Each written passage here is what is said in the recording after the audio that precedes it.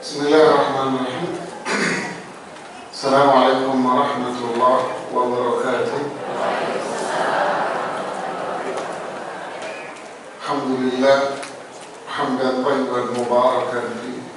Salatu wassalamu ala Rasulillah wa ala alihi wa sahbihi wa man istanna bi sunnatihi ila yaumil din, amma ba'd. Alhamdulillah, Allah pertemukan kita di majelis ilmu. Semoga Allah memberikan keberkahan ilmu buat kita semuanya. Seperti yang dikatakan oleh Rasulullah SAW, wa inna fadlal alimi ka fadlil qamari ala sa'iril kawakib. Keutamaan orang yang memahami ilmu ibarat bulan dibanding dengan bintang-bintang yang lainnya. Begitulah orang yang memiliki ilmu, dia akan menerangi di saat kegelapan kejahilan itu banyak menyelimuti dan ada di tengah masyarakat. Ilmu akan menjadi penerang bagi pribadi kita sendiri, dan ilmu akan menjadi penerang buat orang lain. Berarti diri kita ini adalah sosok yang buta dan sosok yang tuli. Kita ini ibarat orang yang buta, kita ini ibarat orang yang tuli, yang bisa menuntun kita dalam kehidupan kita, menyelamatkan kita dari berbagai macam keburukan karena kebutaan tadi itu. Tidak ada lain hanyalah ilmu. Begitulah yang banyak disebutkan di dalam hadis dan ayat-ayat Allah Subhanahu wa Ta'ala. Semoga Allah memberikan ilmu yang bermanfaat buat kita semuanya. Kita melanjutkan kajian kita, bahasan kita di tafsir surat Al-Ikhlas, Al-Falaq, An-Nas. Kita sampai pada ayat yang kedua di surat Al-Ikhlas, yaitu pada firman Allah Subhanahu wa Ta'ala, Allahus Samad. Kalau diterjemahkan atau terjemah resminya Allahus Samad, diterjemahkan menjadi Allah tempat meminta segala sesuatu. Kita akan lihat apa makna yang sebenarnya dari firman Allah ini. Allahus Samad. Di sini dijelaskan dialah satu-satunya zat yang patut diibadahi. Tidak ada ibadah yang boleh ditujukan kecuali kepadanya. Maksudnya di sini menjelaskan makna dari Al-Ismul A'zam, makna dari nama Allah Subhanahu wa Ta'ala. Allah artinya dialah satu-satunya zat yang diibadahi. Tidak ada ibadah yang boleh ditujukan kecuali kepadanya. Sedangkan As-Samad artinya, As-Samad salah satu nama Allah yang mulia, yang menunjukkan kesempurnaan nama-nama dan sifat-sifatnya. Semua makhluk bergantung kepadanya untuk memenuhi semua kebutuhan mereka. Mereka meminta hanya kepadanya dan berharap kebaikan hanya darinya. Dialah Allah pemilik kesempurnaan, keagungan, dan kemuliaan. Maksudnya apa? Di sini ada dua nama dari Asmaul Husna. Di sini ada dua nama dari Asmaul Husna. Yang pertama adalah Allah, dan yang kedua adalah As-Samad. Ini keduanya bagian dari Asmaul Husna. Bahkan Allah adalah nama yang paling agung, nama yang paling agung, pemilik dari semua Asmaul Husna itu. Lalu As-Samad salah satu dari Asmaul Husna. Nah, di sini kita perlu tahu apa makna dari kedua nama ini. Allah artinya adalah Al-Ma'luf, zat yang diibadahi. Allah artinya Al-Ma'luf, yaitu zat yang diibadahi. Artinya tidak ada ibadah yang dilakukan kecuali hanya kepadanya. Al-Ma'luf artinya yang diibadahi. Berarti dialah satu-satunya zat yang patut diibadahi. Adapun As-Samad itu artinya zat yang sempurna sifat-sifatnya. As-Samad, zat yang sempurna nama-nama dan sifat-sifatnya. Itu makna As-Samad. Zat yang sempurna nama-nama dan sifat-sifatnya. Apa artinya? Kalau Allah memiliki nama As-Sami', yang berarti Allah itu maha mendengar. Berarti pendengaran Allah itu sempurna. Pendengaran Allah sempurna. Apa makna pendengaran Allah sempurna?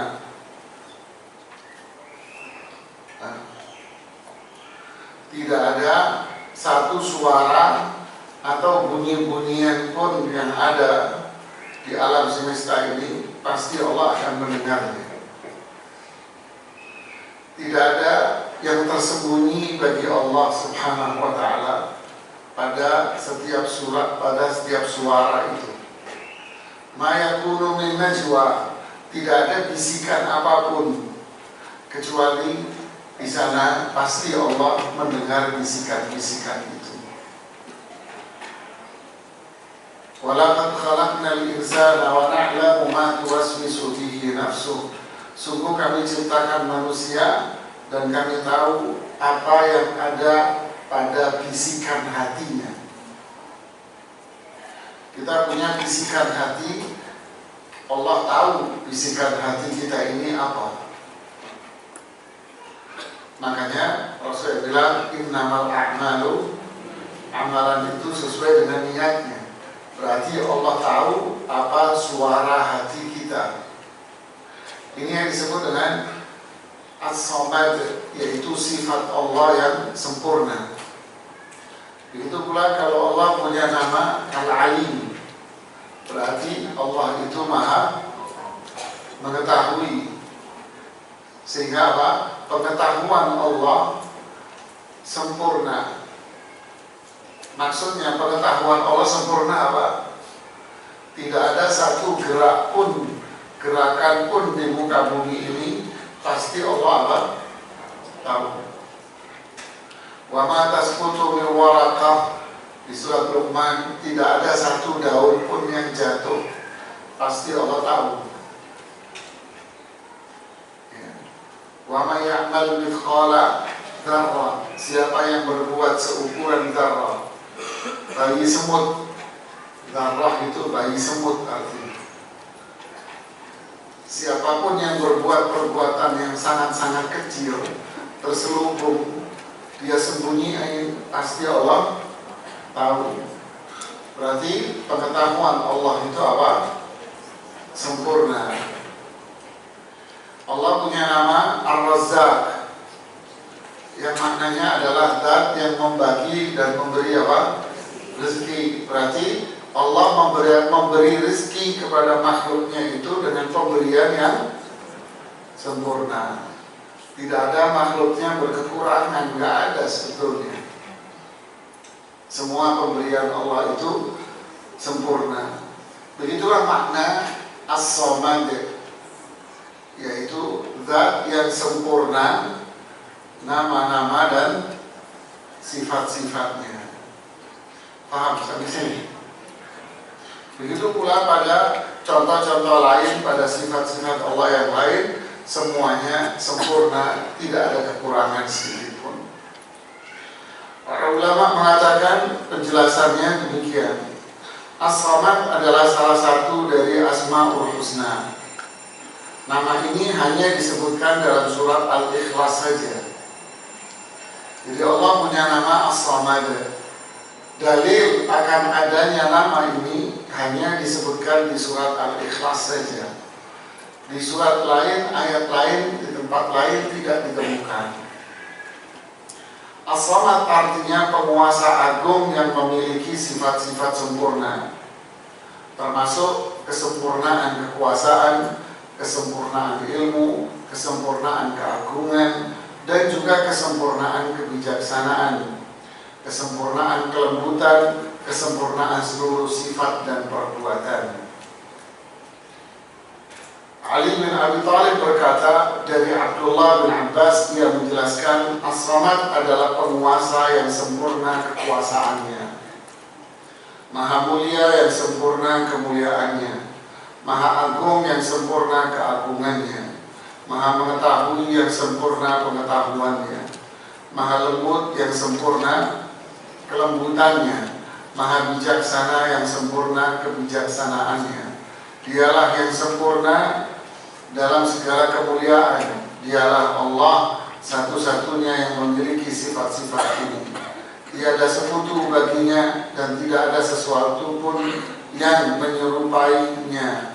Maha suci Allah yang Maha Esa dan Maha Berkuasa. Ini penjelasan makna dari nama Allah As-Samad.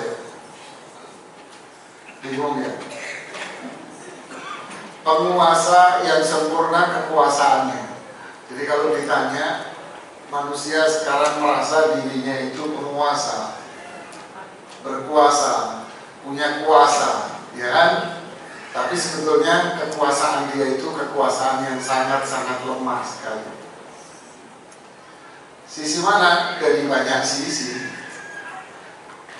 Dia merasa berkuasa pada wilayahnya dia aja, di wilayahnya toh. Dan dia berkuasa, kenapa? Karena ada orang-orang lain yang mengangkat dia, ya? Karena ada orang-orang lain yang mengangkat dia. Sebetulnya dia itu lemah dan sendiri. Dia merasa berkuasa karena dia memiliki atau karena orang lain yang mengangkatnya. Padahal hakikatnya dia itu orang lemah dan yang gak punya apa-apa. Buktinya apa? Buktinya kalau dia dalam posisi kepepet, dia akan pergi kepada orang-orang yang membantu dia. Dia tidak bisa apa-apa sebetulnya. Itulah kekuasaan manusia, lemah dan sangat lemah. Makanya sombong pada diri manusia itu adalah pintu neraka bagi dia. Jadi kekuasaan yang sempurna hanya milik Allah. Allah yang punya semua yang ada di alam. Allah yang pertama dan Allah yang terakhir. Allah pemilik semua kesempurnaan itu. Kemudian Maha Mulia yang sempurna kemuliaannya. Kadang orang merasa dirinya itu mulia. Dengan apa dia merasa mulia? Ya dengan kekuasaan, dengan harta. Dia merasa itu. Tapi kalau kekuasaannya nggak ada, hartanya tidak ada, hilanglah semuanya. Si A merasa berkuasa karena harta. Tiba-tiba muncul si B yang hartanya lebih banyak dari si A. Apa yang terjadi? Dia akan mundur. Ya, kayak orang Jepang. Orang Jepang itu kalau ada orang yang merasa punya jabatan lebih tinggi, dia tidak akan berjalan di depannya dia. Di budayanya dia. Saya kemarin jalan sama orang Jepang di depan saya. Saya perhatiin, teman saya bilang, saya bilang, coba kamu lihat dia. Dia tidak mungkin berjalan di depan posnya. Dia terus berjalan di belakangnya. Posisi anak buahnya ini lebih tinggi posturnya, sedangkan bosnya pendek. Akhirnya dia apa? Sepanjang dia jalan, dia harus menundukkan badannya, harus dibawa paling tidak setara dengan bosnya. Jadi kemuliaan yang disebut mulia manusia itu sebetulnya apa? Tidak ada. Dia itu kemuliaan yang sangat-sangat terbatas pada apa yang dirasa bahwa dia itu punya di sana. Tapi ketika ada orang lain yang lebih, ya udah dia akan hilang. Makanya merasa dirinya mulia itu hina sebetulnya. Jadi kemuliaan itu hanya milik siapa? Milik Allah. Agung, nah sama. Keagungan itu hanya milik Allah. Raja, ya sebatas dia di situ aja. Toh kalau sakit dia juga butuh orang yang merawat dia. Mengetahui, maha mengetahui yang sempurna pengetahuannya. Suatu hari Aisyah bercerita radhiyallahu anha. Kita tahu rumah Rasulullah SAW itu kan sangat sempit, kecil sekali, sehingga beliau kalau sholat itu malam harus menyingkirkan kakinya Aisyah karena nggak bisa dipakai untuk sujud. Subhanallah, sangat kecil rumah beliau. Berarti jarak antara dalam rumah dengan pintu ya mungkin hanya sangat pendek sekali. Jadi kalau ada orang ngomong di luar ya yang di dalam juga pasti apa? Kedengaran. Seperti kisah 3 laki-laki yang menemui Rasulullah SAW. Ternyata Rasulullah SAW tidak ada di rumah. Mereka bicara banyak di depan sana. Aisyah di dalam rumah dengar. Ketika Rasulullah SAW pulang, Aisyah bercerita, ya Rasulullah, 3 orang itu ngomong demikian. Nah, ada suatu kisah menarik. Suatu hari datang seorang perempuan yang mengeluhkan kepada Rasulullah SAW sikap suaminya yang tidak baik. Datanglah perempuan ini ke rumah Rasulullah SAW dan ngobrollah persis di pintu sama Rasulullah SAW, di depan pintunya. Perempuan ini ngomong sambil bisik-bisik dengan Rasul Shallallahu Alaihi Wasallam. Tentu maksudnya biar tidak ada orang lain yang mendengar bisik-bisik. Tiba-tiba Allah menurunkan surat Al-Mujadalah atau Al-Mujadilah. Yang di awal surat itu di ayat pertama Allah mengatakan, "Qad sami'a Allahu qawla allati tujadiluka fi zawjiha wa tashtaki ila Allah." Wallahu yasma'u tahawurakuma. Sungguh Allah telah mendengar seorang perempuan yang menyampaikannya kepada kamu keluh kesahnya tentang suaminya dan keluhan dia terhadap suaminya. Sungguh Allah mendengar obrolan kalian berdua. Aisyah bilang, demi Allah, saya yang di belakangnya saja tidak dengar apa-apa. Allah. Lihatlah ibu, saya yang di belakangnya posisinya sangat dekat, itu tidak dengar apa-apa. Lalu Aisyah radhiyallahu anha mengatakan, wasi'a sam'uhul aswat.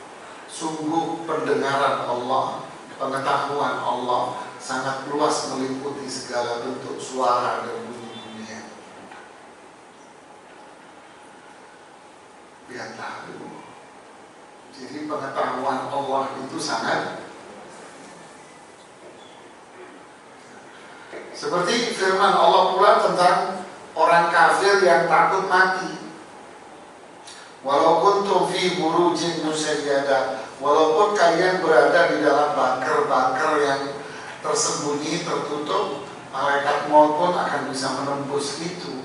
Berarti apa? Allah tahu apa yang kita perbuat. Walaupun kita bersembunyi dan kita merasa persembunyian yang sangat luar biasa, Allah pun tahu. Seorang ibu-ibu pengajian ketika di Jakarta dia menggunakan jilbabnya yang rapi, tetapi ketika dia liburan di Bali di salah satu pantai, ibu ini melepas jilbabnya sambil mengatakan, tolong jangan diceritain ke teman-teman yang di Jakarta. Ustaz kok tahu? Ya yang cerita banyak.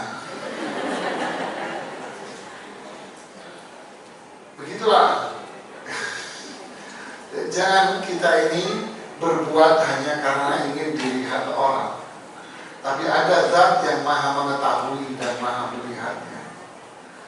Dialah zat yang sempurna pengetahuannya, zat yang sempurna penglihatannya, pengetahuannya, pendengarannya, yaitu Allah Subhanahu wa Ta'ala. Tidak ada sesuatu pun yang tersembunyi dari Allah Subhanahu wa Ta'ala. Tidak ada. Dan banyak cerita-cerita sahabat yang menggambarkan akan hal ini. Bayangkan sampai apa? Wa na'lamu ma tuwaswisu bihi nafsu. Kami tahu apa yang terbersit dalam hatimu.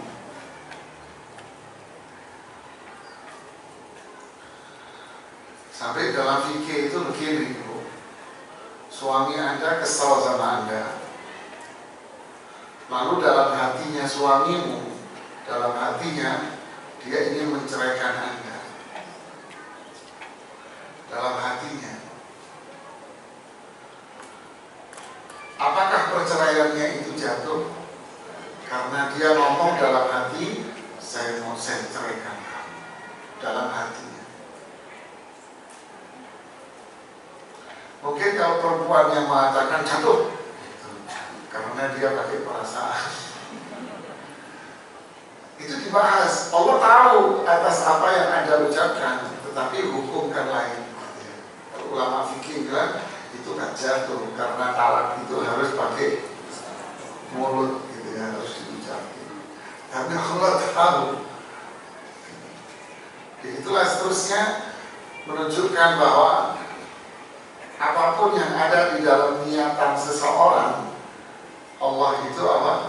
Tahu atas apa yang kita niatkan itu. Makanya Rasulullah SAW bilang tadi, semua amalan itu diterima atau ditolak tergantung apa yang dalam hati kita. Siapa yang tahu hati kita? Hanya Allah. Makanya kita ini menghukumi orang yang berdasarkan yang kita lihat dan yang kita dengar. Nahnu qaumun la nu'maru an nunaqiba quluban nas. Kami ini kaum yang tidak disuruh oleh Allah untuk ngorek-ngorek isi hatinya orang. Yang hanya isi tahu hati hanyalah Allah Subhanahu wa Ta'ala. Begitulah, inilah makna as-samad. Allah memberikan, Allah punya nama Al-Mun'im, yang artinya apa? Zat yang memberikan nikmat.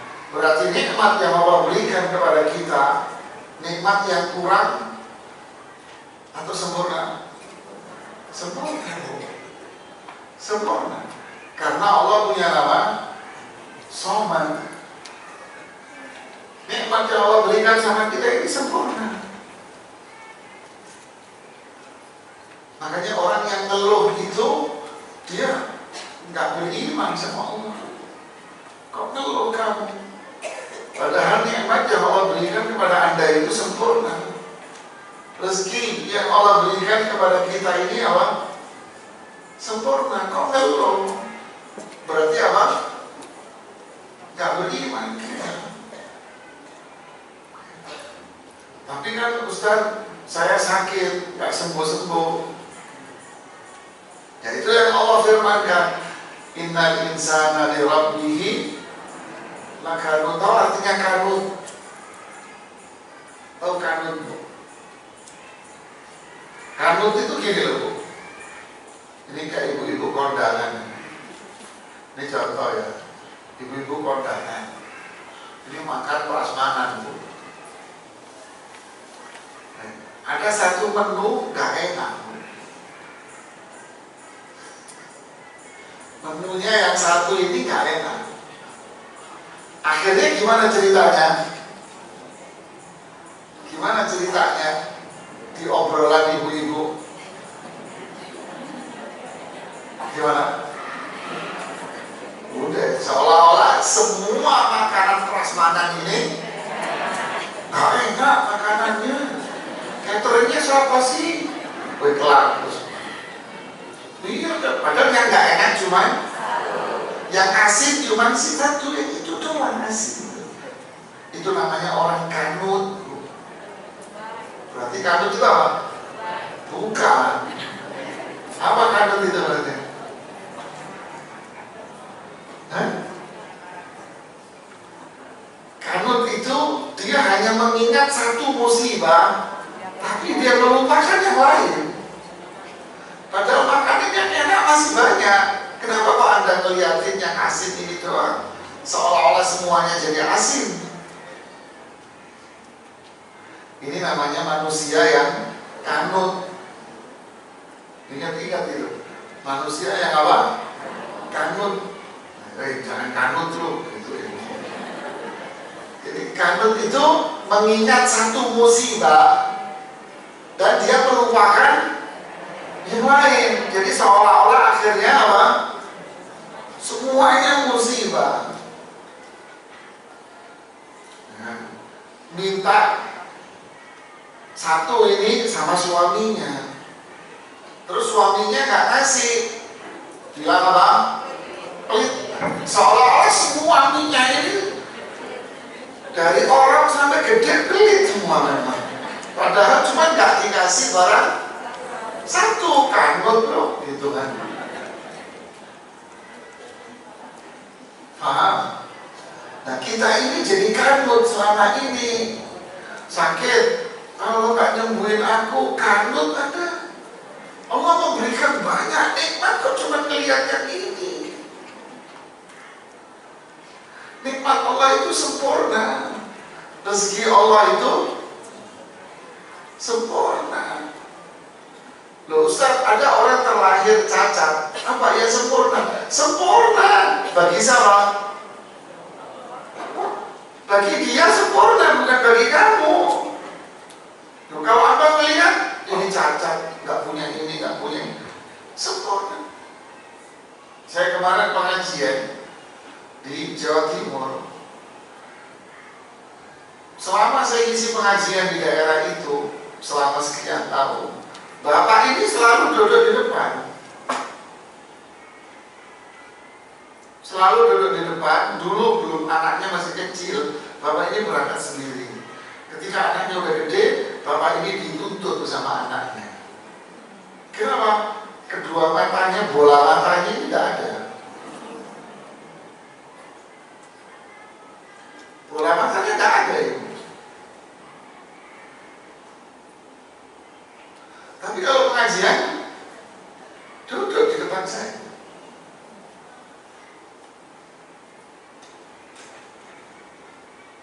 Dia senyum, tidak pernah ada keluhan. Pengajian tadi, anaknya nemenin, anaknya ngantuk dia tahu. Saya bilang, Pak kok tahu anakmu ngantuk? Ketawa bapak. Anaknya ngantuk, tiba-tiba dipeluk begini suruh tiduran. Saya jadi fokus, saya jadi hilang, berantakan. Saya bilang, bapak kok tahu kalau anaknya ngantuk dulu kayak. Cobalah, kita renungkan gitu ya. Ini kan sempurna, dia bisa duduk di pengajian, rajin di pengajian, di sholat pertama, dengerin.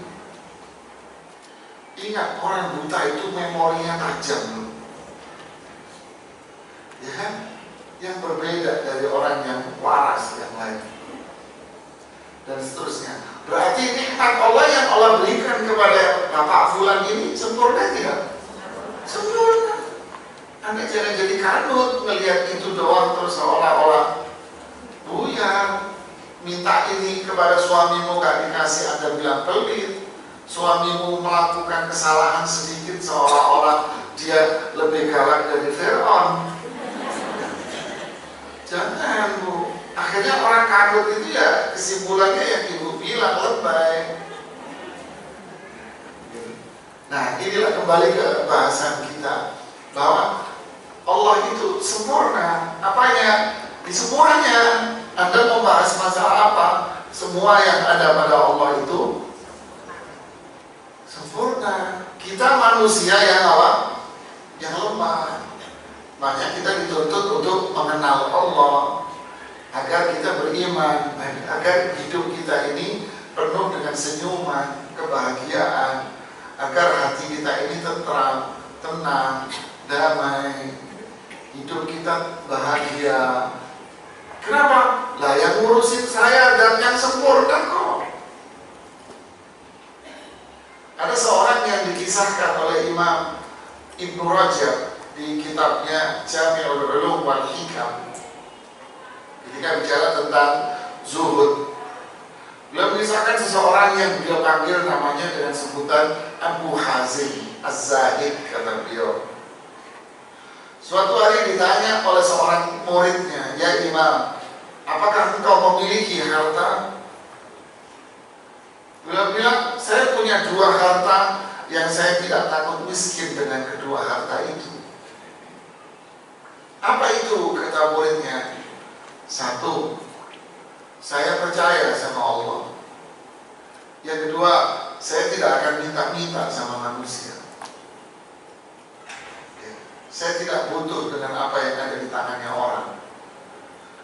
Saya nggak mau minta-minta sama orang. Saya percaya sama Allah." Lalu nanya lagi si murid, "Ama taksyal faqr? Kamu nggak takut miskin?" Dijawab dengan jawaban yang luar biasa. "Saya takut miskin, sedangkan zat yang mengurusi saya adalah zat yang menciptakan langit-langit dan bumi. Siapalah saya? Langit-langit dan bumi aja sempurna, apalagi saya yang kecil. Zat yang menciptakan, mengatur saya adalah sempurna. Berarti kalau saya iman sama Allah, percaya sama Allah, maka hidup saya pun akan menjadi hidup yang sempurna. Ana inda dhanni 'abdi bi," kata Allah di hadits qudsi, "saya berjalan sesuai dengan prasangka hambaku." Kalau kita yakin bahwa Allah itu sempurna, mengurusi kita dengan sempurna, hidup kita sempurna, maka kita pun akan menjadi manusia yang memiliki kesempurnaan dengan nama Allah dan sifatnya itu. Bahagia kita.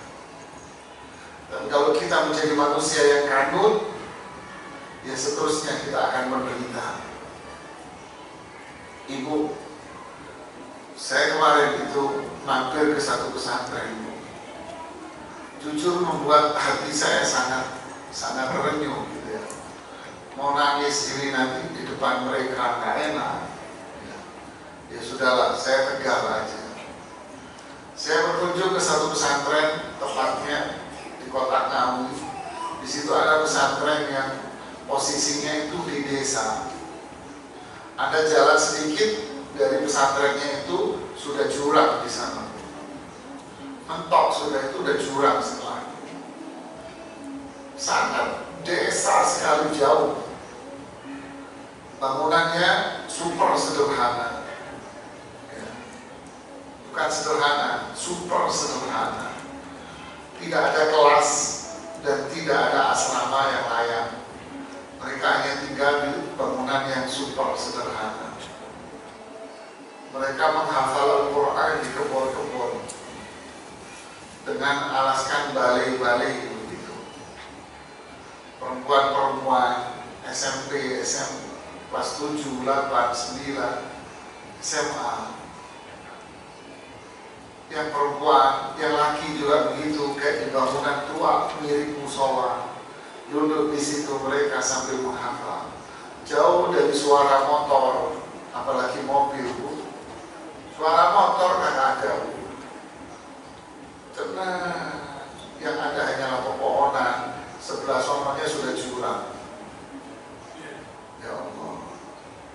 Saya nanya sama ustadznya, Ustadz, ini bayar berapa sekolah?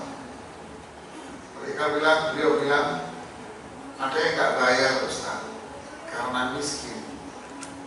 Mayoritas bayarnya 200.000. Saya pura-pura senyum aja.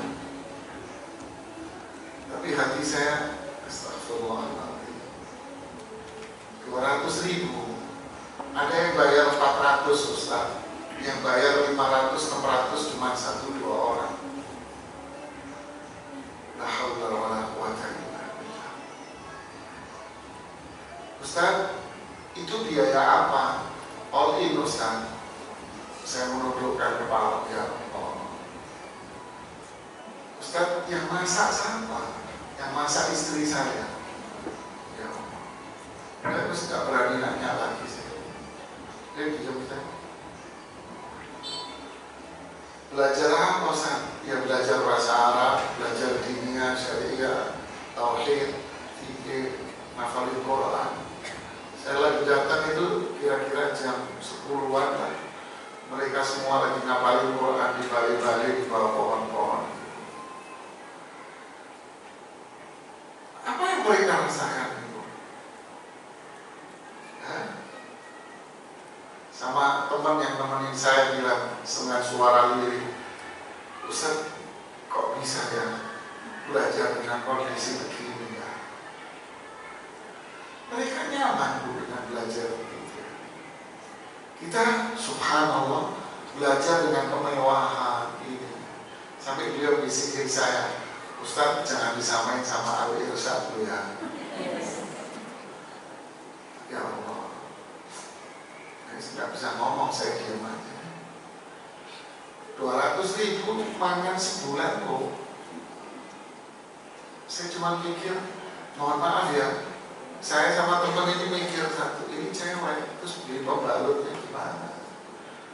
Paling nggak buat lotion mukanya atau kulitnya, gimana? Nyesek sendiri kitanya. Ya Allah, kalau tahu begini, tadi saya tak belanja tadi saya. Pikiran saya itulah ya. Ya sudahlah, tapi mereka ini nyaman Ibu, dengan penuh kenyamanan. Di sana sekolah bayar 2 juta, 4 juta, gedung kemewahan, malah males-males kerja. Ya kan? Gurunya juga begitu. Ini astagfirullah, ustadznya berapa yang ngajar? 3 orang. Terus tak bisa ngomong. Ini udah nggak bisa bikin hitung-hitungan lagi kita. Tapi ketika mereka menikmati itu, beliau bilang, Ustaz, inilah perjuangan. Dakwah itu kan berjuang, Ustaz. Nah, bilang barakallahu fiik. Terus kita disuguhin buah-buahan, ya apa bisa telan kita makan buah-buahan? Iya tidak? Udah Ustaz, kita air putih aja. Tidak apa-apa Ustaz, silakan dimakan. Ya mana bisa telan kitanya? Ya Allah. Tapi yang seksi, yang nggak habis pikir bagi kita, mereka belajar itu nyaman Pak. Senang gitu ya. Ustaz ini sudah berapa lama? 2 tahun Ustaz. Masya Allah. Nyaman dua belajar 2 tahun di situ. Begitulah Ibu. Ana inda dhanni 'abdi bi, kata Allah, saya berjalan sesuai dengan apa? Prasangka hamba. Prasangka hamba. Kalau dia prasangka apa, Allah pasti nolong kita kok, tenang aja. Ustaz ada yang daftar, ya mau daftar buka gimana Ustaz, tempat saya nggak punya. Tapi kemarin itu sempat daftar Ustaz 13 orang, banyak 13 orang Bu. Ya Allah, nggak masuk di akal Bos. Repot kalau kita masukin ya ada orang kota Tanya Ustadz yang satu dari mana? Oh, yang satu dari Madiun. Naik motor berapa lama Ustadz? Sejam lebih. Sampai teman-teman di Madiun itu bilang, sudah kamu nggak usah minta gaji dari pesantren, gajinya dari saya, katanya saya. Ya, gaji kamu saya aja. Loh, ada loh pondok berjuang seperti ini. Subhanallah.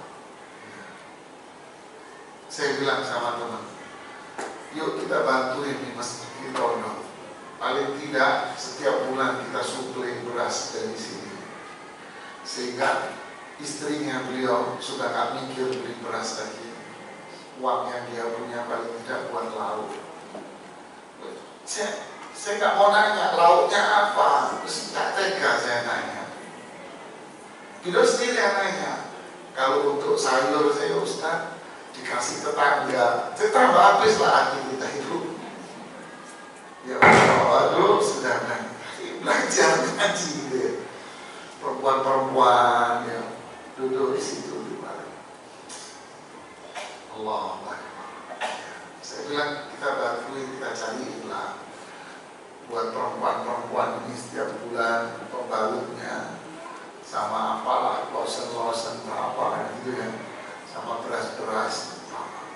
Kalau ibu-ibu berminat nanti silakan, itu nanti tak kasih nomor teleponnya aja langsung, jangan lewat saya. Jauh Bu, dari pintu tol keluar Ngawi itu masuknya bisa 1 jam. Kalau tahu jalannya cepat, kalau nggak tahu jalannya bulet. Kita aja nyasar kalau keluar. Nah, kita lanjutkan ya. Jadi intinya apa? Itulah makna as-somad ya. Somad itu sempurna sudah. Nyaman. Jadi tergantung semua itu pada apa? Iman kita. Kalau kita iman sama Allah, percaya bahwa apapun yang Allah tentukan sama saya, apapun yang Allah berikan sama saya, itu adalah sempurna, maka hidup kita pun akan nyaman.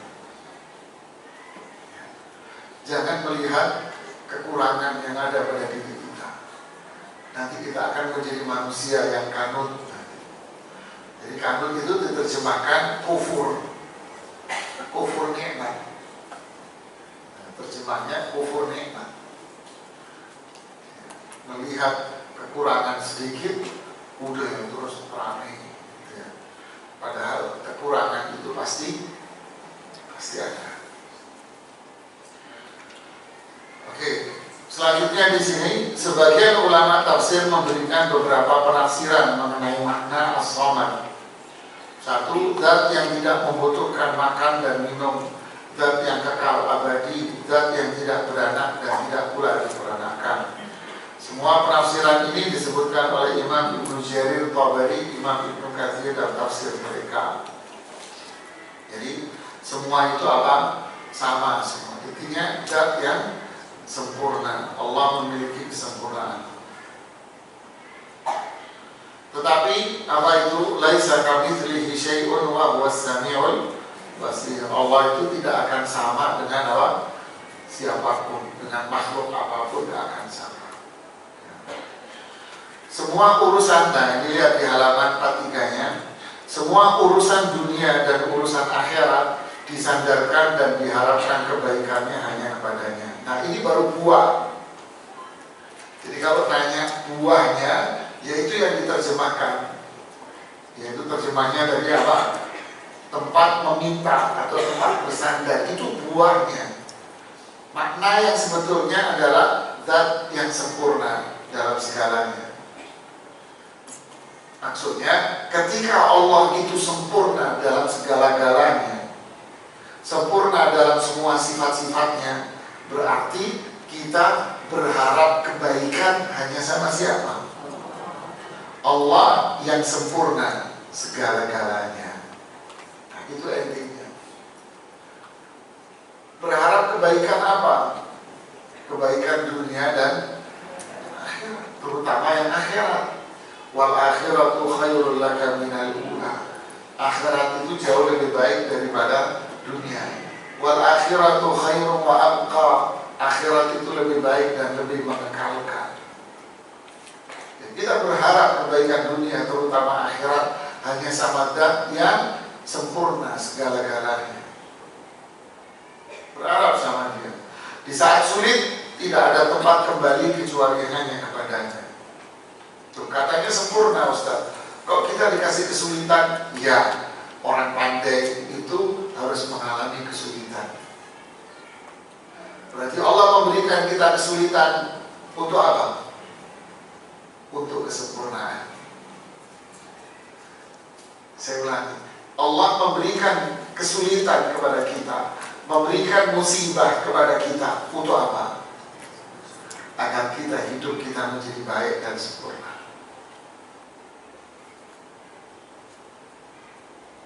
Jadi orang tidak akan berada dalam kebaikan kalau dia tidak melewati apa? Kesulitan. Tidak ada. Anda ingin ikan yang enak, maka harus mencari ikan yang di dekat karang hidupnya. Nah, itu ikan yang paling enak itu dagingnya. Iya kan? Bukan ikan yang di permukaan. Ikan yang paling enak yang hidupnya di dekat karang itu. Ya kan? Seafood, nah kan yang hidupnya di bawah di dekat karang-karang.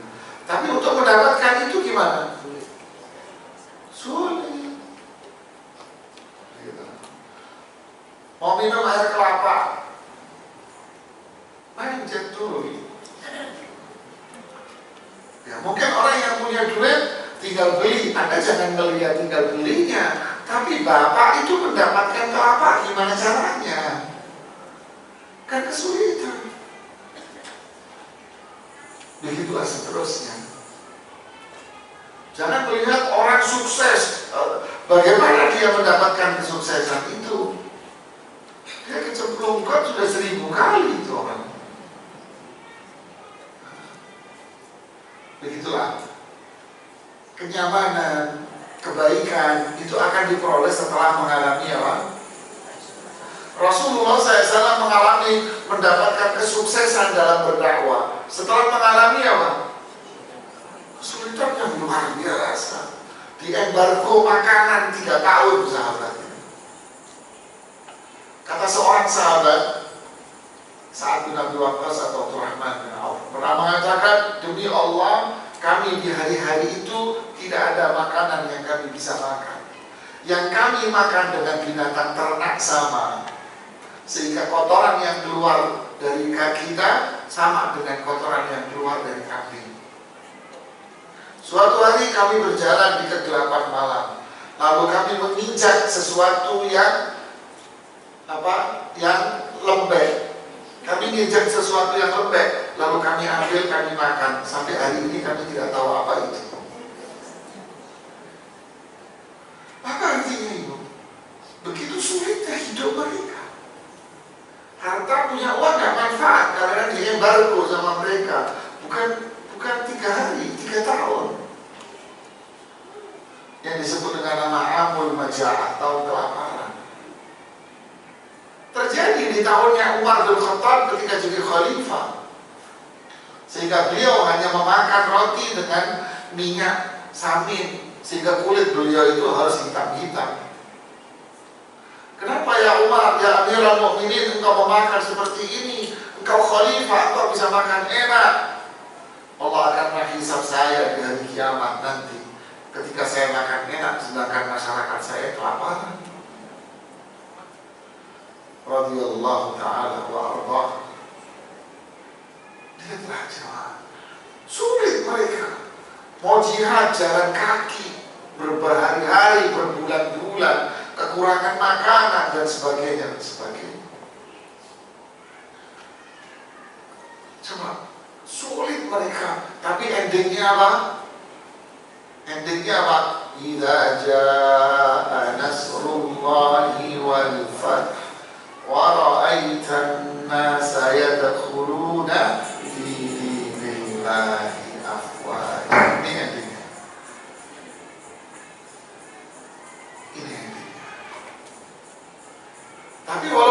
weekend tetap disuruh istighfar. Fasabbih bihamdi rabbik harus terus kamu berzikir dan istighfar dan taubat. Nah inilah. Jadi Allah memberikan kita sulit, tapi kita ada tempat kembali, yaitu Allah. Kita yakin Allah pasti akan memberikan kebaikan dan kemuliaan sama diri kita. Maka sulit itu akan berubah menjadi kemudahan. Kehinaan akan menjadi kemuliaan. Tidak ada tempat perlindungan kecuali hanya kepada Allah. Tidak ada yang bisa melindungi kita dari berbagai macam keburukan kecuali siapa? Dialah yang bisa memberikan segala kebaikan. Dialah yang berkuasa mencegah segala keburukan. Ikrimah mengatakan dari Abdullah bin Abbas, As-Samad maknanya semua makhluk menggantungkan semua kebutuhan dan permintaannya hanya kepadanya. Jadi ketika Allah itu sempurna dalam segalanya, kita menggantungkan semua permintaan kita sama siapa? Allah. Ingin berlindung dari keburukan, Allah sudah. Amma yujibul muttar wa idza da'a. Siapa yang mengabulkan doa orang yang lagi kesulitan? Wa yakshifus su', yang membuka, yang memberikan solusi dari semua keburukan. Wa yaj'alukum khulafa, dan menjadikan kalian itu sebagai pemimpin khalifah di muka bumi. Lihatlah, muttar, orang yang sulit, orang yang berada dalam keburukan, dia meminta, lalu dia akan jadi khalifah. Lihat ayat ini. Berarti manusia akan mengalami apa? Sulit. Manusia akan mengalami apa? Buruk. Lalu kemana dia pergi ketika dalam kondisi sulit dan buruk? Sama Allah. Ketika dia menyandarkan semua ini sama Allah, maka dia akan menjadi apa? Khalifah. Dia akan jadi khalifah. Jika tidak, dia akan terus berada dalam kesulitan. Dia akan terus berada dalam keburukan.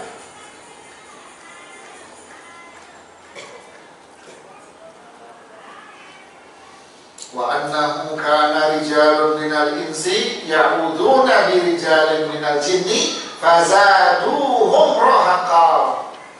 Di surat Al-Jin di ayat yang ke-6, ada sebagian manusia yang minta tolong berlindung sama jin. Dukun-dukun, orang pintar lah, ke kuburan lah, ke ini, benda keramat, tempat keramat. Apa yang terjadi? Fazaduhum rahaqa. Mereka jin-jin itu akan membuat hidupnya semakin sulit.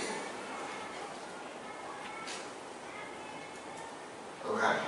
Tapi kalau kita hanya kembali kepada Allah, maka jadi khalifah kita nanti.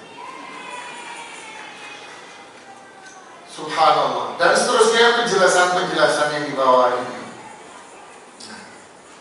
Makanya kesimpulannya apa di sini? Hadis, ya gulam, ihfadillah yahfadka. Nah, jaga Allah, nanti Allah jaga kita. Itu endingnya, sudah kesimpulan. Nah, jaga Allah, nanti Allah jaga kita. Bagaimana kita menjaga Allah? Mengenal Allah, bertauhid, iman, tidak syirik sama Allah. Menjaga perintahnya, kita tidak melakukan apapun kecuali sesuai petunjuknya. Itu namanya menjaga Allah. Hasilnya, yahfadka, Allah jaga kamu. Muncul pertanyaan yang sama, kok masih diuji? Ya iyalah, orang diuji itu biar naik kelas. Kamu mau kelasmu di situ doang? Enggak lah, saya mau naik kelas, jadi uji. Derajatnya naik terus. Subhanallah. Inilah keindahan kalau kita mengenal Allah Subhanahu wa ta'ala.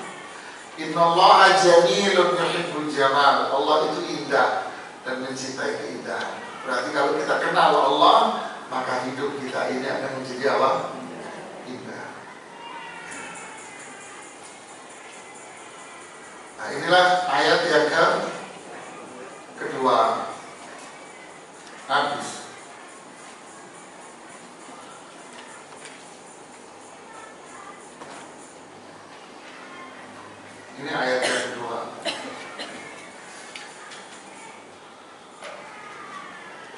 Berarti pelajarannya apa? Allah memiliki nama-nama yang sempurna kebaikannya dan sifat-sifat yang maha tinggi. Kesempurnaan hanya milik Allah yang maha sempurna dalam semua sifatnya. Semua kebutuhan manusia hanyalah patut dipanjatkan kepada Zat yang memiliki kesempurnaan dalam semua sifat-sifatnya. Harapan untuk meraih kebaikan dan perlindungan dari semua keburukan, kepatuhan dan kecintaan, semuanya hanya layak ditujukan kepada Zat yang maha sempurna. Berarti manusia, kita semua gimana? Lemah, miskin, gak punya apa-apa, gak berdaya. Makanya di doa pagi sore itu bunyinya apa? Ya Hayyu Ya Qayyum bi rahmatika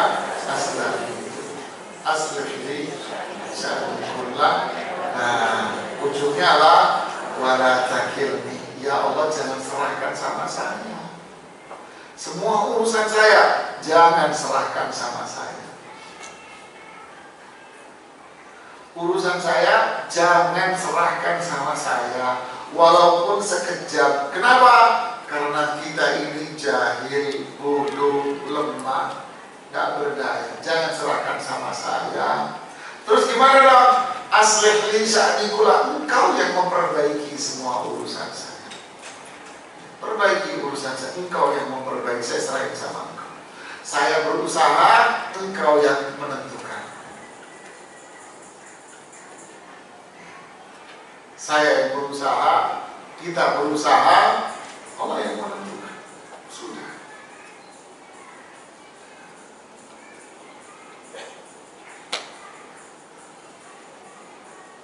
Seorang dokter bilang, kemarin duduk sama dokter ahli bedah jantung dan pembuluh darah. Wah, sampai bedah torak dan kardiovaskuler. Duh dok, serem banget dok, duduk sama ini dok. Ini guru besarnya. Guru besarnya. Bilang gak apa? Ustaz, sebelum saya ini ngaji kajian-kajian sunnah salaf ini, mereka kan operasi bedah jantung itu kan setiap hari gitu kan ya. Apalagi beliau ini ahlinya bedah jantung pembuluh darah anak. Lebih sulit. Anak bocor jantung, anak jantungnya kelainan dan sebagainya. Alhasil inti ceritanya gini. Ustaz, dulu bertahun-tahun ketika saya selesai bedah jantung orang, terus berhasil, saya itu mengira dan saya yakin keberhasilan ini karena ilmu saya, karena penguasaan ilmu saya, karena kemampuan saya. Tapi setelah saya ngaji, ya Allah, dosa saya kalau saya ngerasa itu berbahaya ya keyakinan itu. Jadi semua yang kita lakukan, saya bedah jantungnya orang, melepas jantungnya orang, dicopot loh bu, kadang jantungnya dulu. Kata beliau itu kalau mau ini bypass dipotong, berarti kan lepas jantungnya. Itu jantungnya diganti dengan alat sehingga jantungnya itu untuk sementara lepas dari tubuhnya. Saya dengerin aja deg-degan saya. Astagfirullahaladzim. Baru sadar saya Ustaz. Yang saya lakukan ini nyawanya orang. Ini kalau bukan pertolongan Allah, saya nggak bisa ngapa-ngapain. Hari inilah. Ya, apapun yang kita lakukan, ini contoh ekstrim ya. Apapun yang kita lakukan, kita di rumah, Anda sebagai ibu rumah tangga, kita laki-laki sebagai laki-laki, semua yang kita lakukan itu semua adalah apa? Allah yang memperbaiki.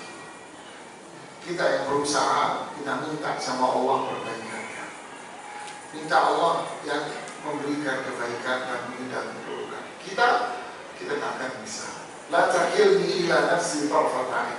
Jangan serahkan sama saya walaupun hanya sekejap. Bisa. Jangan. Inilah iman mengenal Allah. Itulah yang dimaksud dengan hadis kursi tadi. Ana inda dhanni abdi. Saya berjalan sesuai dengan prasangka hamba. Kalau hambaku yakin Allah pasti akan memberikan kebaikan buat kita, Allah akan memperbaiki semua urusan kita, pasti semua urusan kita akan baik, beres, lempeng, kelar, semuanya pasti, karena itu janji Allah. Ustaz Arifin Badri, Syekh Arifin Badri, hafizahullah ta'ala, beliau Dr. Arifin Badri, hafizahullah ta'ala, cerita sama kita lagi duduk santai setelah sidang di Rehat Dewan Fatwa. Beliau cerita, waktu itu saya ngisi pengajian di Bali, kata beliau. Cerita, ada satu orang nanya, Pak Ustaz, saya ini kalau nggak kredit rumah, lihat kalimatnya, saya kalau nggak kredit rumah, kalau nggak kredit mobil, kapan lagi saya punya rumah? Lihat kalimatnya, kata-katanya, kapan lagi saya punya? Saya tidak akan punya rumah kalau tidak begini. Oke? Dijawab sama beliau dengan jawaban hukum dan jawaban motivasi. Masya Allah, hafizahullah, beliau orang alim. Beliau jawab, Pak, itu riba, haram hukumnya. Bapak, Allah itu akan memberikan kepada kita sesuai dengan prasangka Anda sama Allah. Kalau Anda berprasangka bahwa Anda tidak akan memiliki rumah dan tidak akan memiliki mobil kalau tidak dengan cara yang haram, maka Allah akan jadikan selamanya Anda miskin dan bergelimang dalam riba dan maksiat. Oh, kaget ya. Anda yang punya prasangka begitu sama Allah. Makanya berprasangka baiklah sama Allah. Berharaplah hanya sama Allah. Hanya Allah yang bisa memberikan kecukupan sama saya. Serahkan sama Allah. Yakin Allah akan memberikan kebaikan-kebaikan. Tinggalkan semua yang haram. Dan selesai pengajian. Cerita itu berlalu. Selesai. Setelah 1 tahun, ada seorang yang telepon sama saya, diangkat sama beliau. Pak Ustaz masih ingat tahun yang lalu ada yang bertanya ini dan itu. Oh iya, sayalah orangnya Ustaz. Sejak saat itu saya lepas semua urusan riba saya. Hari itu saya pulang, saya lepas semuanya. Dan saya yakin dengan nasihat Pak Ustaz, Allah pasti akan memberikan kebaikan. Ustaz, sudah lewat 1 tahun, alhamdulillah Allah ngasih rezeki saya rumah dan mobil. Menangis tuh Bapak. Inilah Allah akan berjalan sesuai dengan keyakinan kita sama Allah. Allahus Samad. Allah itu sempurna. Semua apa yang Allah perbuat sama kita sempurna. Jadi berharaplah kebaikan hanya sama. Tapi kalau kita suudzon prasangka buruk sama Allah, maka hidup kita akan berada dalam apa? Keburukan. Contoh sederhana, anak kita belajar naik sepeda. Sebelum naik sepeda dia bilang apa? Mau naik sepeda, biasanya ngomong apa? Cucu Anda Pak belajar naik sepeda, ya kan? Mau naik sepeda bilang apa? Nanti jatuh, aku nggak mau. Ketika naik sepeda jatuh nggak? Jatuh, karena mindset itu. Benar kan?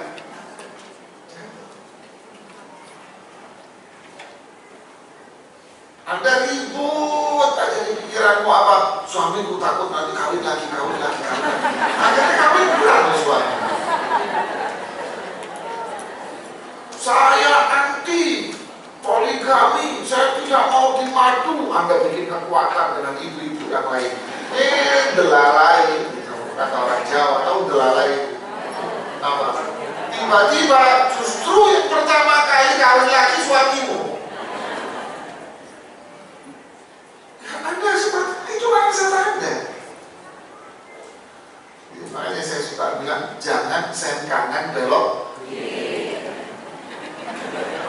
Kalau sen kanan, sen kanan.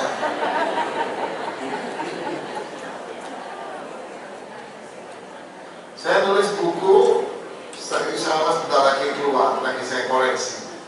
Judulnya Aku Mencintaimu Karena Allah.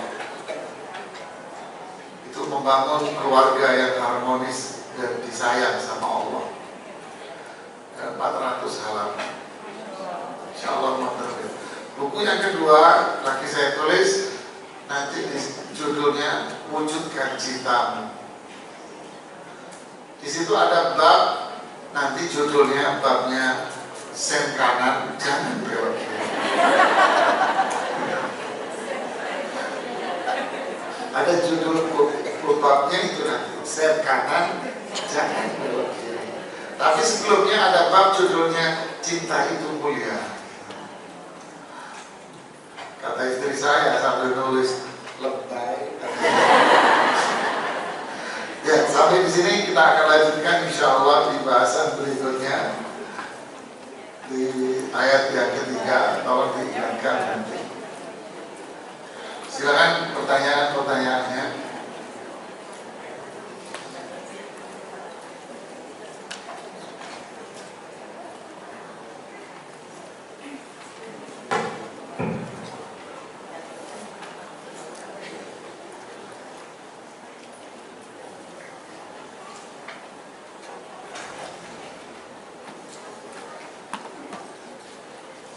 Ada yang mau bertanya langsung, Muhammad? Tafadhol.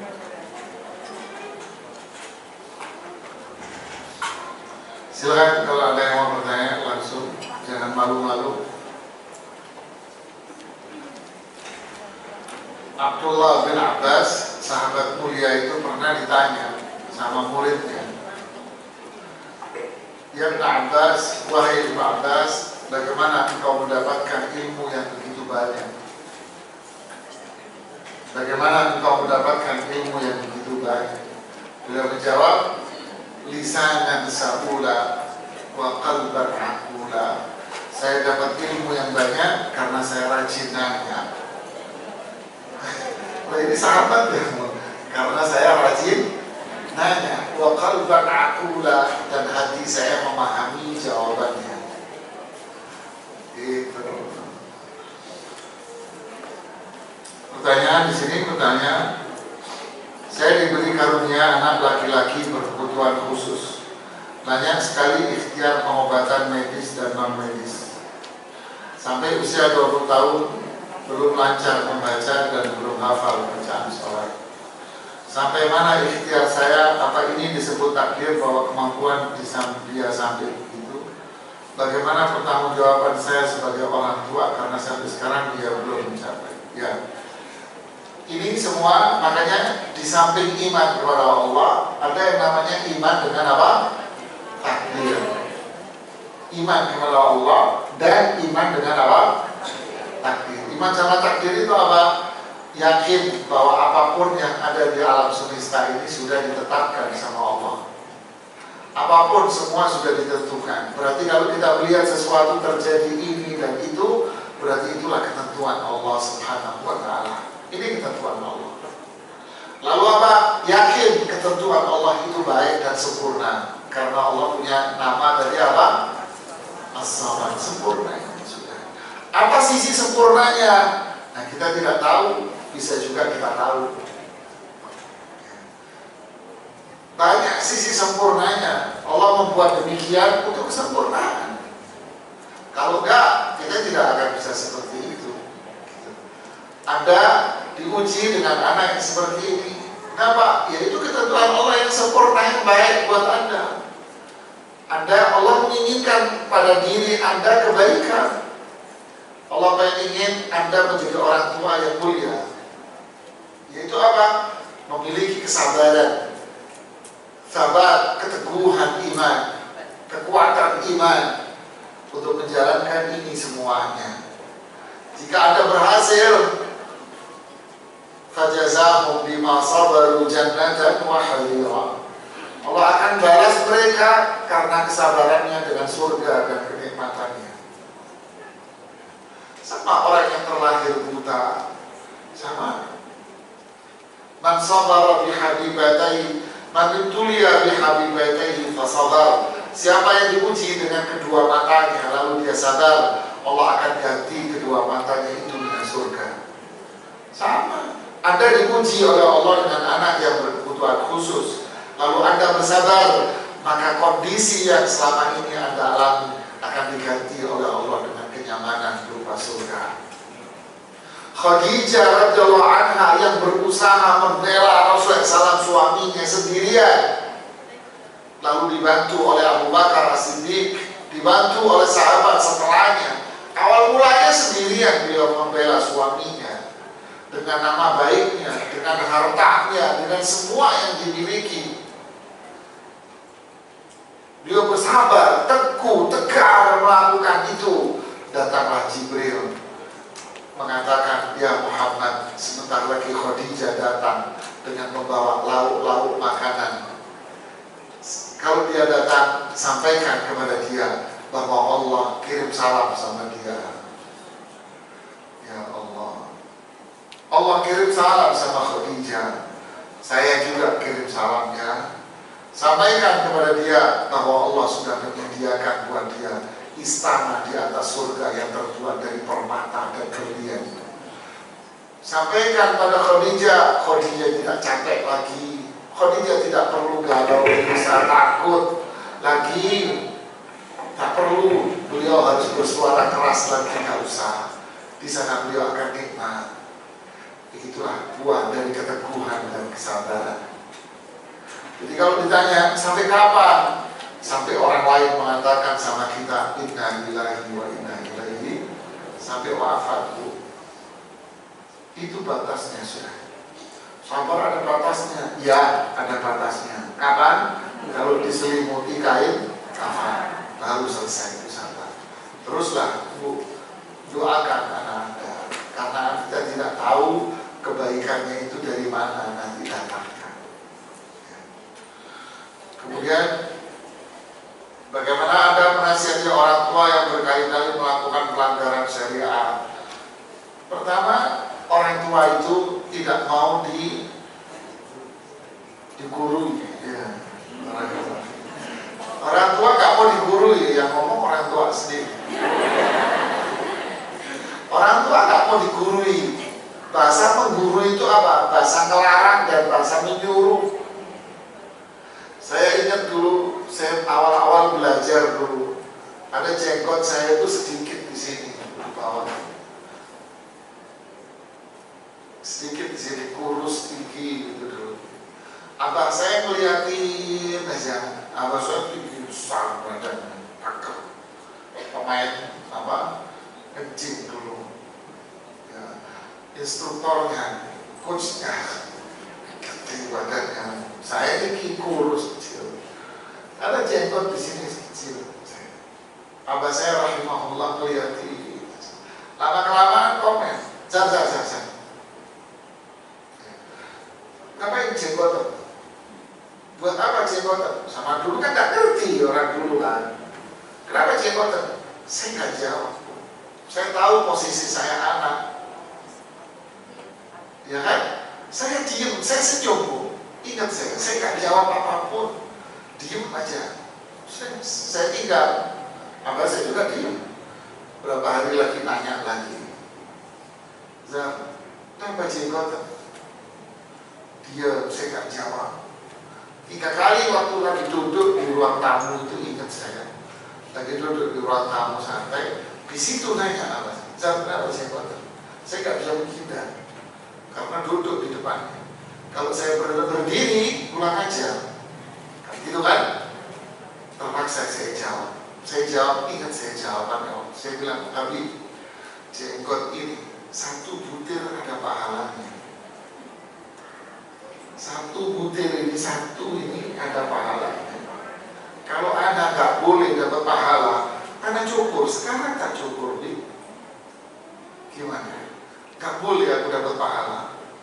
Abah saya langsung nyender. Sambil pakai sarung, pakai kaos oblong. Ingat saya lah. Keker gitu mana? Panjang jenggot Mona. Sudah saat itu kalau ada orang miring, ngomong miring di kampung Arab, ini di kampung Arab ya, cerewet-cerewet orangnya, selalu dijawab begitu. Orang cari pahala kok dilarang. Diam kamu, jangan urusan. Udah kalau sudah apa saya ngomong begitu sampai yang ngomong kan gitu kan. Wadah gede. Jadi intinya orang tua jangan digurui. Gak boleh ya, gak boleh mah, haram mah. Yo kamu bapakmu nah. Gak boleh, jangan digituin, bener apa? Jangan, Anda harus pandai. Mana telingamu sama orang tua jangan begini, ini telingamu. Mana telingamu harus begini. Bahasa Anda harus muter. Jangan, ya, gak boleh. Ini mamanya haram loh, ma. Itu syirik loh, ma. Ya, kamu dicegokin sama mamamu, ngajarin orang tua. Kata mama mau ngajarin ikan hiu lautan kerenang kamu digituin. Kencing aja belum lempeng, anak ngajarin orang tua. Jadi intinya sama orang tua apa? Jangan menggunakan kata-kata bahasa yang menggurui. Yang kedua, gunakan bahasa yang santun dan baik. Cari waktu-waktu yang nyaman, yang pas. Gunakan gestur tubuh yang nyaman, yaitu senyum, manis, duduk di sebelahnya. Gunakan seperti itu. Ya, seperti halnya Anda ngerayu suamimu ketika minta duit. Wes gitu loh ceritanya. Mohon dijelaskan definisi iman. Wah, ini bahasan tauhid ini. Iman itu apa? Keyakinan di dalam hati yang harus diwujudkan dengan apa? Perbuatan dan ucapan, bertambah dengan ketaatan dan berkurang dengan apa? Maksiat. Keyakinan. Meyakini apa? Mengenal Allah. Ya. Mengenal Rasul SAW, mengenal Islam. Nah ini akan lahir kekuatan dalam hati. Barang siapa menahan marahnya Allah, menahan siksanya kepadanya. Apa ini benar sabda Nabi? Saya tidak pernah mendengar seperti ini. Yang saya pernah dengar adalah laisa syadidu bisur'ati. Kuat itu bukan orang yang pandai berantem, melampiaskan hawa nafsunya. Inna masyadidul ladzi yamliku nafsahu indal ghadab. Orang kuat itu adalah orang yang mampu menahan amarahnya di saat dia naik. Bahkan di riwayat yang lain, di saat dia mampu melampiaskan amarahnya. Dia mampu dengan mudah melampiaskan, tapi dia tidak mau. Dia tahan. Inilah orang mulia. Ini orang mulia. Makanya Rasulullah SAW bilang, la taghdab, la taghdab, la taghdab, walakal jannah. Jangan marah, jangan marah, jangan marah. Kamu nanti akan mendapatkan surga. Nah ini, jadi orang yang mampu menahan amarah, maka dia akan mendapatkan surga dengan mudah. Kok bisa? Karena amarah itu pintu dari semua kejahatan. Nabi bertobat 100 kali setiap hari. Maksudnya apa? Maksudnya adalah berzikir istighfar setiap hari. Bukan angka 100-nya, maksudnya setiap hari berzikir banyak. Jangan bilang 100 kali, kalau gitu saya dia zikir 100 bentaran, Bu. Paling 10 menit nggak nyampe. Ya, maksudnya banyak, bukan angkanya. Beliau istighfar setiap hari itu sangat banyak. Begitu maknanya. apabila seorang isbal meninggal, apabila seorang istri, Masya Allah, meninggal, apa boleh satu liang lahat dengan suami? Boleh, nggak apa-apa. Satu liang lahat dengan orang lain boleh, ya, itu jangan cemburu nanti. Terus mati dicemburuin lagi. Inilah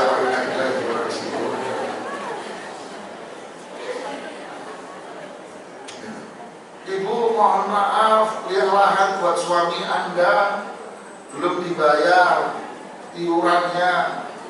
Jadi kalau nggak dibayar, hari ini ada yang meninggal, mau kita tumpuk dengan yang meninggal hari ini. Kebetulan yang meninggal gadis, tak bayar Mas, mati juga cemburu. Innalillahi wa inna ilaihi raji'un. Tapi ada kisah nyatanya itu begini, Bu. Ini dasar ibu cemburu gitu ya. Ada seorang suami wafat, ini cerita lucu ini, Bu. Ada suami wafat, jenazahnya sudah diurus Pak, sudah dimandiin, sudah dikafani, lengkap sudah, tinggal dibawa aja sudah di depan. Istrinya di sebelahnya. Muncul perempuan muda, masih muda gitu, datang dengan nuntun anak perempuan kecil. Ketika masuk, ini perempuan muda menangis, sama anak kecil ini menangis dua-duanya. Lalu jasadnya si bapak ini dipeluk sama perempuan ini. Si ibunya mulai itu dahinya berkerut ya. Perempuan muda, cantik, ya, bawa anak kecilnya juga nangis, meluk gitu. Terus dengar kata-kata Abah, itu orang Arab, Abah, panggilnya Abah dia. Panggil Abah? Kita Abah nih ibunya ini, kamu. Nanya lah baik-baik, Bu, maaf, ibu ini siapa? Maaf Bu, ini suami saya. Nah, si suaminya punya teman akrab yang nganterin teman akrabnya lagi berdiri di sebelahnya. Itu suami, iya, ini anaknya dia. Tengok ke teman akrabnya. Katanya teman, iya, dia menikah sama ini sudah berapa lama? Kata istrinya sambil napok tuh jenazah, kapan lo kawinnya? Ya Allah.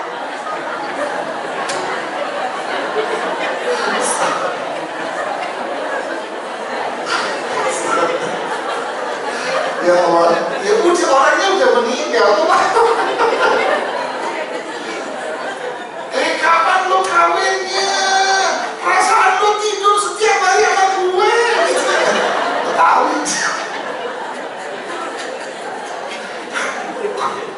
Pinter Pak Jaguar suaminya dulu.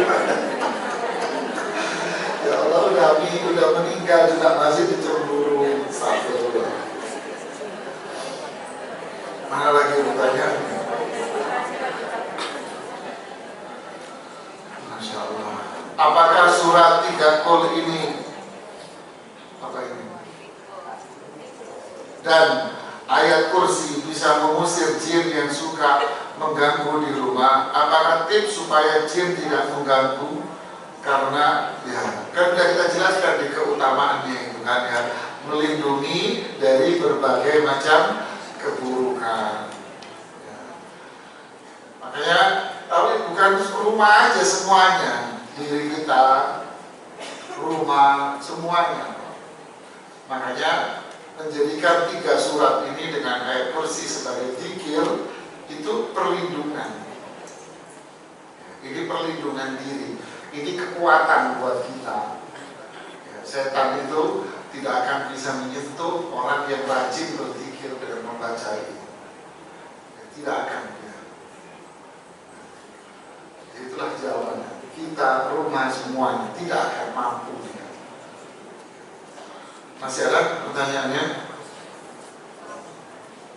Sudah cukup, ini yang bisa saya sampaikan, semoga bermanfaat buat saya. sendiri dan kita semua. Mohon maaf dan kekurangan salahnya. Subhanallah wa bihamdihi asyhadu an la ilaha illa anta astaghfiruka wa atubu ilaik. Assalamualaikum warahmatullahi wabarakatuh.